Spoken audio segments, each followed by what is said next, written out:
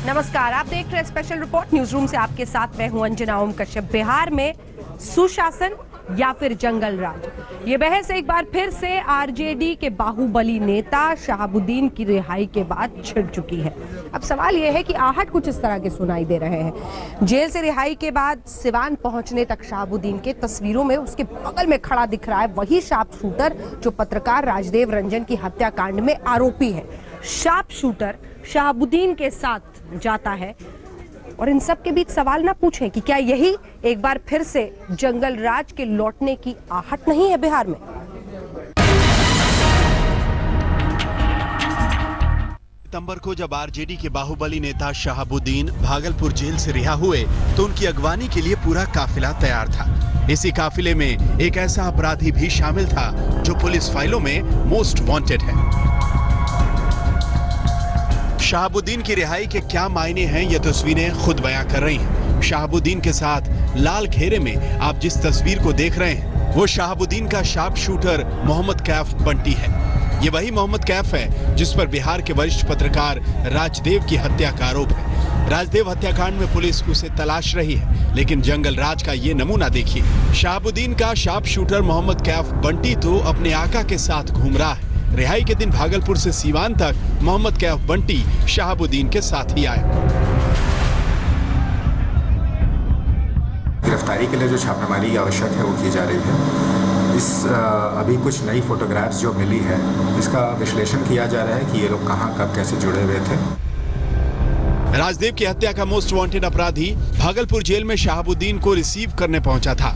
यहाँ पुलिस भी थी, प्रशासन भी था, माननीय विधायक भी थे, लेकिन जब उसके साथ उसके आका शहाबुद्दीन मौजूद थे तो भला पुलिस प्रशासन की क्या बिसात जो शहाबुद्दीन के गुर्गे को हाथ भी लगा सके। शहाबुद्दीन फिलहाल अपनी आजादी का जश्न मनाने में मगन है। ऐसी खबरें भी हैं कि नीतीश सरकार उस पर सीसीए लगाकर फिर से जेल भेजने की तैयारी कर रही है। इस पर शहाबुद्दीन क्या कहते हैं आप भी सुनिए। मेरे हिसाब से तो किसी चीज का ग्राउंड नहीं बन रहा है, लेकिन मेरे हिसाब से क्या होना है, हिसाब तो उनका होना है ना जिनकी हुकूमत होती है। शहाबुद्दीन जेल से आजाद हैं और उनकी आजादी के कई मायने भी हैं। फिलहाल तो शहाबुद्दीन के साथ इस शार्प शूटर की तस्वीर ने यह साफ कर दिया है कि बिहार में अब किस तरह के सुशासन की आहट आने वाली है। सुजीत कुमार झा, पटना, आज तक। शहाबुद्दीन ने जेल से निकलते ही सबसे पहले हमला बोला मुख्यमंत्री नीतीश कुमार पर। अब इस वजह से ही कह लीजिए महागठबंधन में महाभारत की शुरुआत हो गई है। सियासत में हर कोई अपनी तरफ से बयान दे रहा है। देखिए,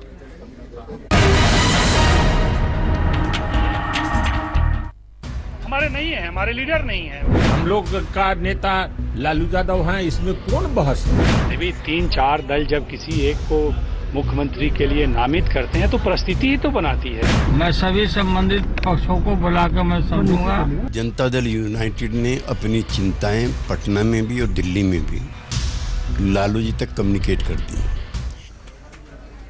ये भी दिलचस्प है। महागठबंधन में महाभारत और उसके बाद दरारें दिख रही हैं, और ये इसलिए दिख रही हैं क्योंकि लालू प्रसाद यादव कहीं ना कहीं डबल गेम खेलते हुए दिख रहे हैं। एक तरफ शहाबुद्दीन का बचाव भी कर रहे हैं, दूसरी तरफ कहते हैं कि नीतीश कुमार को इसमें कोई गलती नहीं दिखनी चाहिए।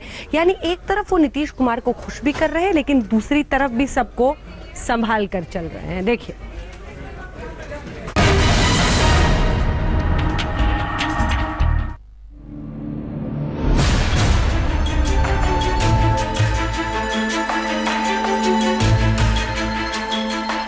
हमारे नहीं है, हमारे लीडर नहीं है। मुख्यमंत्री है लेकिन बिहार के मुख्यमंत्री के नाते तो मैं स्वीकार कर रहा हूँ, हमारे पार्टी के भी मुख्यमंत्री हैं। हम अपने लीडर के पीछे खड़े हैं। वो नर्क में जाएंगे तो हमको तो जाना है ना। बिहार के बाहुबली नेता शहाबुद्दीन ने जेल से निकलते ही आग लगाई थी। अब उस सियासी आग की लपटें बिहार की सत्ता पर काबिज महागठबंधन तक पहुंच रही हैं। शहाबुद्दीन के बयानों का साइड इफेक्ट अब महागठबंधन पर साफ दिख रहा है। चुप क्या, वो शराबबंदी हुई थी तो हमने शाबाशी नहीं दी, लेकिन गलत कानून हुआ था, फिर हमने कहा कि कानून गलत हो गया।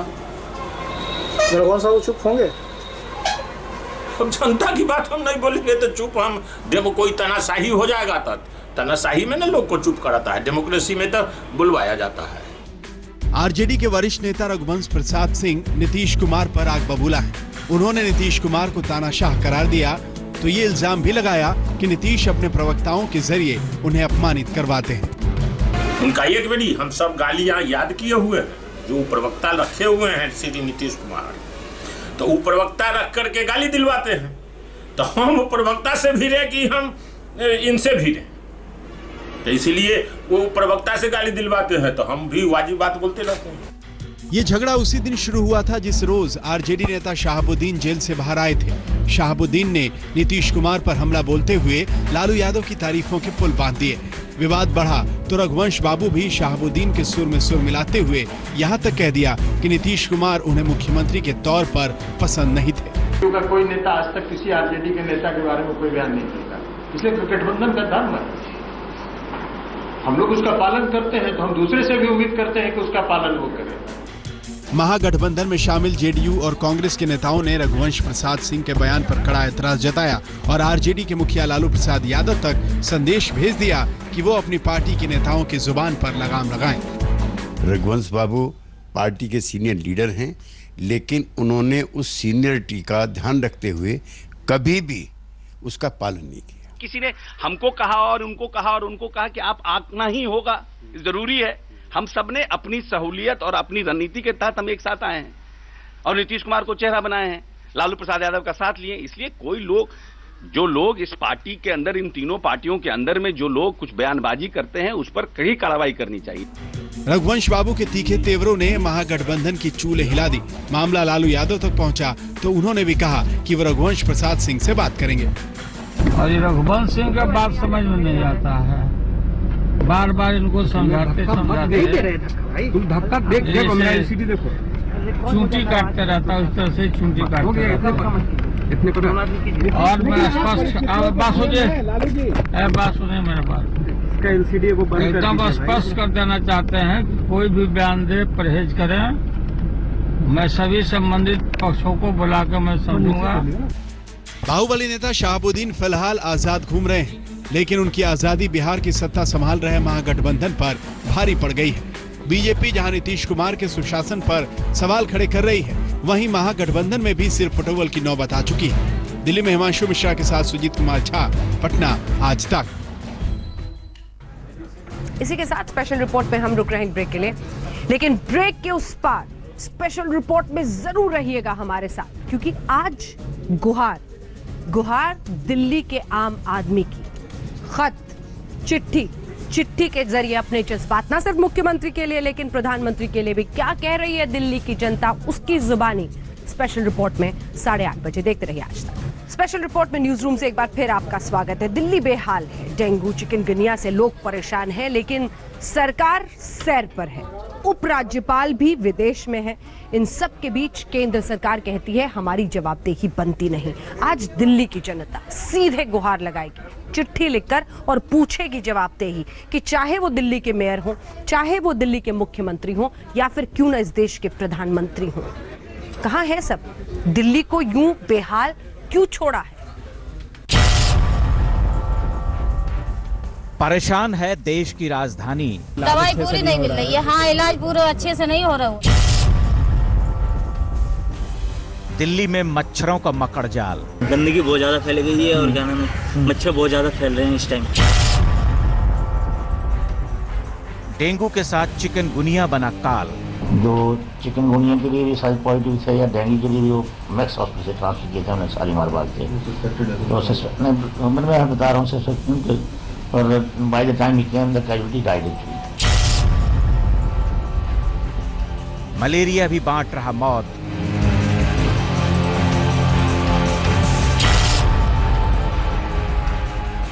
अस्पतालों में बिस्तर का टोटा।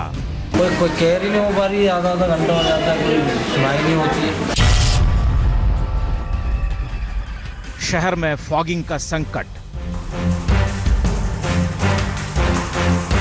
सर ऐसा है कि थोड़ा सा अभी ऊपर से ऑर्डर आदेश नहीं आए हैं चलने के लिए, अब ये चालू हो जाएंगी। कहां है दिल्ली की सरकार?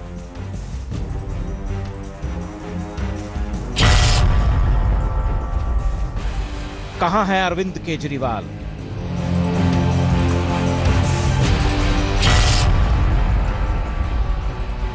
कहां हैं केजरीवाल के मंत्री?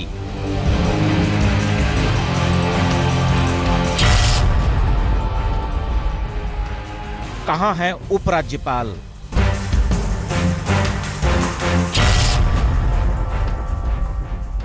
कहां है केंद्र सरकार? आज हम दिल्ली की बेबस जनता एक गुहार लगाते हैं मेयर से लेकर दिल्ली के मुख्यमंत्री, उपराज्यपाल, केंद्रीय स्वास्थ्य मंत्री और प्रधानमंत्री तक से कि दिल्ली को मच्छरों के डंक से बचाइए। चिकनगुनिया मौत बनकर हमें मार रहा, डरा रहे डेंगू के मच्छर, हमारी गुहार सुनो सरकार। मेयर साहब, अब तो बस मजबूर हो गए हैं हम देश की राजधानी में रहने, पल पल भोगने, जानलेवा बुखार झेलने और बीमारी का डर लेकर जीने के बाद हम आपसे गुहार ही लगा सकते हैं, हमें इस मुश्किल से उबार लीजिए। दिल्ली आपका अपना शहर मच्छरों की मार से पस्त है और आप सैर सपाटे पर हैं। वो भगवान से एक प्रार्थना करने गए हैं बालाजी में कि प्रकोप से बचाएं और छुट्टी जाए, इसलिए एक ऑफिशियल टूर पर विदेश में। आपको याद होगा जब दिल्ली के बेहतर रखरखाव के लिए आप सबने एक साथ निगम को बांटने का प्रस्ताव रखा था और कहा था कि निगम को बांट दिए जाने से दिल्ली की साफ सफाई, रखरखाव और दूसरी तमाम व्यवस्थाएं बेहतर हो जाएंगी। दिल्ली 3 निगमों में बंट गई, लेकिन दिल्ली का बंटाधार होता रहा। निगमों में बंट जाने से हमारी तकलीफें तो कम नहीं हुई। अब देखिए ना, चिकनगुनिया दिल्ली पर चढ़ बैठा है, डेंगू से दम निकल रहा है, मलेरिया तक अपने मुंह खोल रहा है और आप लापता हैं। आप 3 मेयर मिलकर दिल्ली को संवारने वाले हैं, लेकिन 3 में से 2 तो सैर पर हैं। दिल्ली के सिर पर आफत का बुखार चढ़ा है।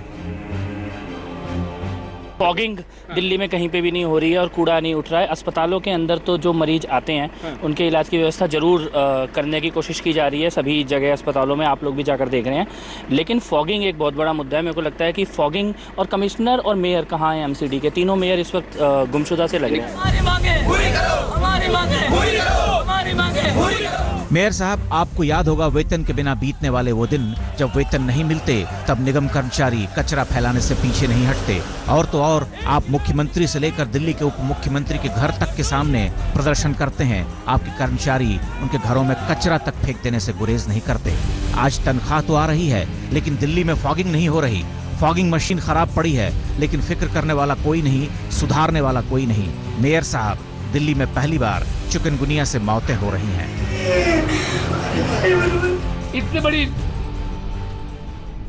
बीमारी के बाद भी दिल्ली सरकार ने हमारे में से किसी एक को कॉल नहीं किया, बुलाया ना सलाह के लिए। हमने जरूर कहा है कि परसों सत्यम जैन से हम आपके पास बात करना चाहते हैं इस बारे में, उन्होंने टाइम हमें नहीं दिया। देश की राजधानी में चिकनगुनिया ने पिछले सारे रिकॉर्ड तोड़ दिए हैं। अब तक इस बुखार के 1724 मामले सामने आ चुके हैं। डेंगू के डंक से 1158 लोग बीमार पड़ चुके हैं, लेकिन मच्छरों को खत्म करने में निगम नाकाम रहा है। दिल्ली आपसे गुहार लगा रही है, जरा देश की राजधानी की दुर्दशा तो देखिए। इसे कचरे और यहाँ वहाँ पनपने वाले मच्छरों से आजादी दिलाइए। दिल्ली आपकी ओर देख रही है।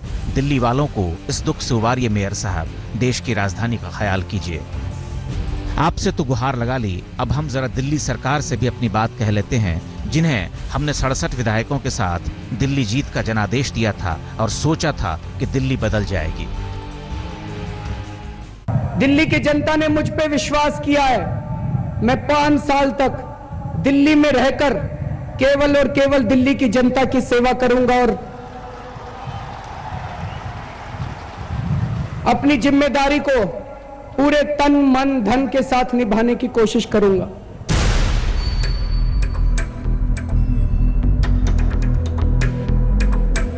तेरे वादे पे जिए हम तो ये जान झूठ जाना कि खुशी से मर न जाते अगर एतबार होता।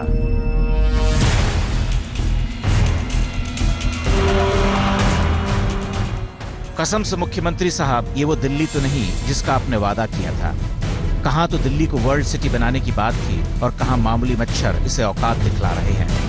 यहां लोग बुखार से बेहाल हैं, मच्छर मौत बांट रहे हैं और आप खुद दूर कर्नाटक में अपना इलाज करा रहे हैं।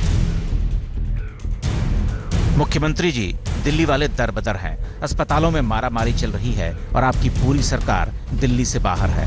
आप खुद बेंगलुरु में अपना इलाज करा रहे उप मुख्यमंत्री मनीष सिसोदिया फिनलैंड की सैर कर रहे, स्वास्थ्य मंत्री गोवा में समंदर की हवा खा रहे, गोपाल राय छत्तीसगढ़ में घूम रहे और एक मंत्री हज की यात्रा पर हैं। बाकी जो बच गए हैं वो पंजाब में चुनाव जीतने की योजना बना रहे। तो दिल्ली को देखने वाला भला कौन है?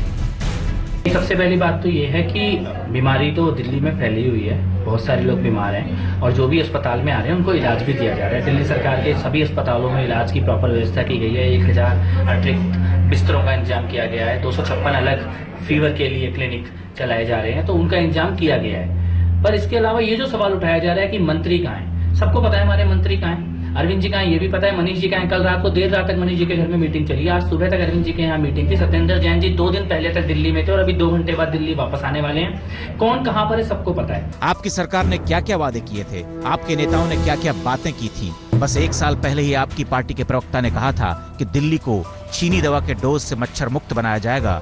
न मच्छर होंगे न डेंगू का डंक लगेगा। चीन की एक प्रोविंस में इस तरह का प्रयोग कर रहे हैं। उन वैज्ञानिकों से हमारी बात हुई, उनके साथ हमने वीडियो कॉन्फ्रेंसिंग करी और उन्होंने कहा कि चीन में उनको बहुत अच्छी सफलता मिली है और जो डेंगू के मच्छर हैं उनकी मात्रा में करीब 90% की कमी हुई है। चीन के जो तजुर्बा है, उन वैज्ञानिकों ने दिल्ली में भी इसी तरह के प्रयोग करने के लिए हमें एक डिटेल्ड प्रपोजल भेजा है। लेकिन डेंगू तो डंक मार ही रहा, इस साल चिकनगुनिया की चोट भी सहनी पड़ रही है, ऊपर से मलेरिया भी डराने लगा है। आपने बहुत धरने दिए, बड़े प्रदर्शन किए, दिल्ली में पुरानी सरकारों को खूब कोसा, चुनाव में 67 सीटें जीत कर आए तो लगा दिल्ली की सूरत बदलेगी, लेकिन कुछ नहीं बदला। अपनी दिल्ली का ख्याल कीजिए मुख्यमंत्री जी, दिल्ली दर्द में है। सिर्फ दोष मढ़ने से काम नहीं चलता सीएम साहब। सत्ता आपको इसलिए नहीं मिली कि हर बात के लिए कभी मीडिया तो कभी मोदी सरकार को जिम्मेदार ठहरा दें। वैसे आपकी बात बहुत हद तक गलत भी नहीं है, हम एलजी साहब से भी जरूर पूछेंगे।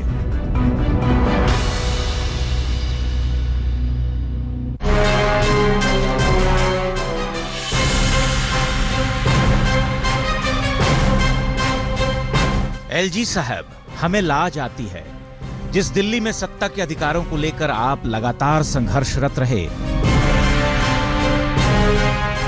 जहां मुख्यमंत्री के हर आदेश पर अपनी आंखें तरेरी, वही दिल्ली जब मदद के लिए दिल से पुकार रही है तब आप नदारद हैं। दिल्ली की कुतुब मीनार कराह रही है और आप अमेरिका की सैर कर रहे हैं।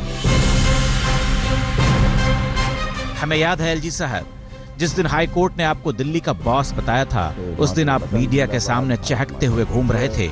आज जब दिल्ली को आपकी जरूरत है तो अपनी जिम्मेदारियों से मुंह मत मोड़िए। हिंदुस्तान में कोई बॉस नहीं है, हमारे पास कोई राजे महाराजे नहीं है, लेकिन हाँ, हमारा जो सूत्र है जिससे हमारी बुनियाद बनी है वो है हमारा कॉन्स्टिट्यूशन। और अगर विजय हुई है तो वो कॉन्स्टिट्यूशन की हुई है। ये आपका मानना गलत है कि केजरीवाल साहब की हार हुई हो या नजीब जंग की जीत हुई हो, हमारा कोई अस्तित्व नहीं है। ये कॉन्स्टिट्यूशन की सैंक्टिटी की प्रिजर्वेशन की बात है और हाई कोर्ट ने केवल ये साफ किया है कि कॉन्स्टिट्यूशन इस तरह से पढ़ा जाएगा। हम आपसे गुहार लगाते हैं नजीब जंग साहब कि दिल्ली के संवैधानिक प्रमुख होने के नाते इसकी संवेदनाओं से भी जुड़िए कि दिल्ली सिर्फ आपकी और मुख्यमंत्री की खींचतान के लिए नहीं है। इस दिल्ली का दुख दूर करना भी आपका ही काम है। आज जब निगम वाले फॉगिंग को लेकर लापरवाह हैं, जब उनकी फॉगिंग मशीनें काम नहीं कर रही, तब उन्हें अपने कर्तव्य की याद दिलाना भी आपकी नैतिक जिम्मेदारी है। आखिर हम किससे गुहार लगाएं एलजी साहब? कि भाई यहाँ पर जगह नहीं है। और आज तक हमने दिल्ली के मेयर, मुख्यमंत्री और उपराज्यपाल से गुहार लगा ली और अब केंद्र सरकार की बारी है।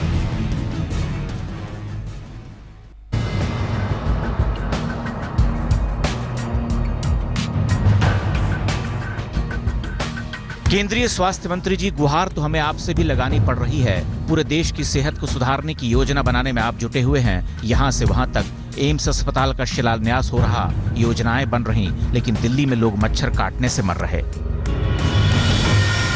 केंद्र सरकार ने जनवरी महीने से 11 एडवाइजरीज दी हैं और हर तरीके के प्रोटोकॉल्स को फॉलो करने के लिए उनको कहा गया है। वीडियो कॉन्फ्रेंसिंग की गई है।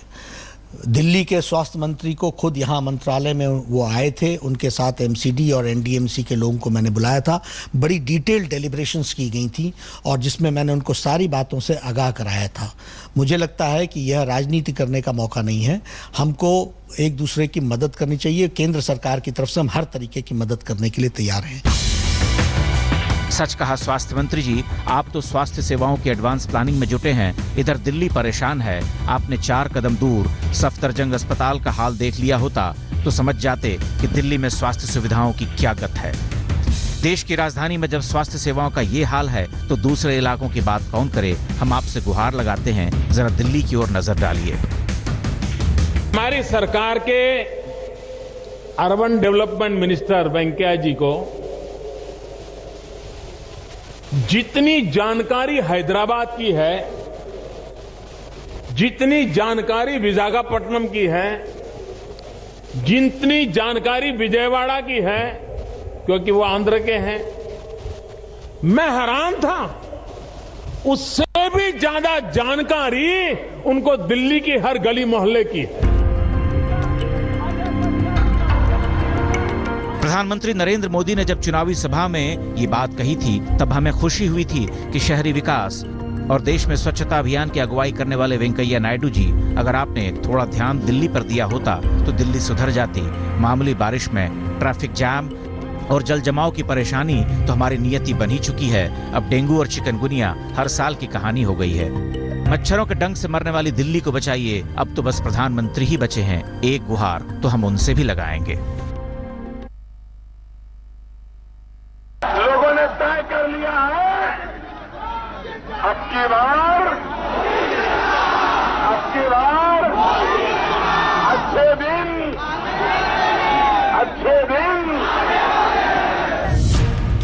क्या यही अच्छे दिन हैं? चाहते कि हर छोटी छोटी बात के लिए आपसे सवाल करें, लेकिन आप ठहरे हमारे प्रधान सेवक। मैं आपके बीच प्रधानमंत्री के रूप में नहीं, प्रधान सेवक के रूप में उपस्थित हूं। आपने ही वादा किया था अच्छे दिनों का, तो हमें अच्छे दिनों का इंतजार भी रहेगा। और बात भी दिल्ली की है, उस दिल्ली की जहां आप भी रहते हैं। तो देश की राजधानी की सेहत अच्छी रहे, ऐसी उम्मीद गलत तो नहीं। हमारी कोशिश रही है कि राज्यों को ताकतवर बनाएं। हमारी कोशिश रही है कि राज्य सरकारें भी